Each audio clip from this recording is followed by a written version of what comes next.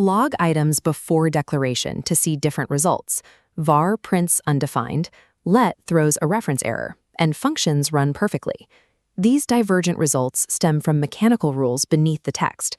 The engine creates the global execution context, a memory wrapper dictating evaluation. Understanding this execution wrapper allows you to approach programming as the active orchestration of memory. We can see inside the global execution context by breaking it down into two distinct passes. First comes phase 1, the memory allocation phase.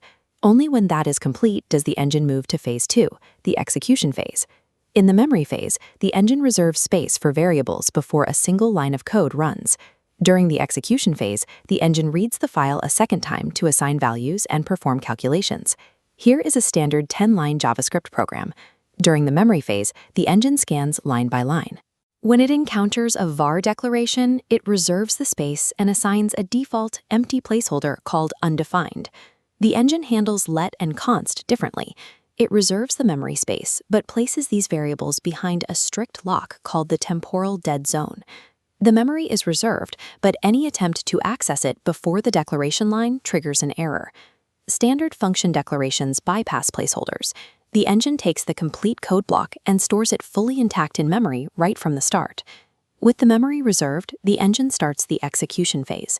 It reads the code top to bottom, evaluating operations, opening the temporal dead zone barriers, and replacing the placeholders with your actual data.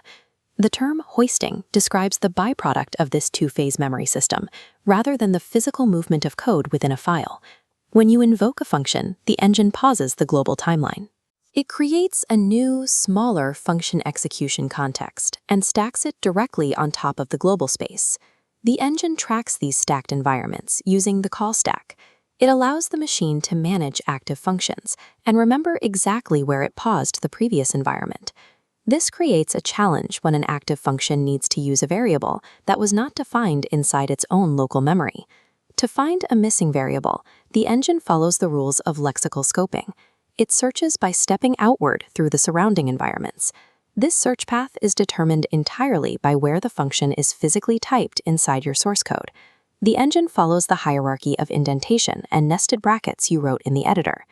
Combining the call stack's execution order with the memory access rules of lexical scope provides a predictable map for any synchronous program.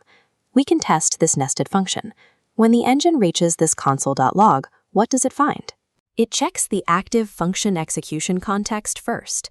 Finding no match, it follows the lexical scope path outward, identifying the correct data based on physical nesting. These concepts, the two phases, the temporal dead zone, the call stack, and lexical scope, align into a single structural framework. Understanding these underlying mechanics allows you to predict program behavior by tracing the exact way the engine manages memory.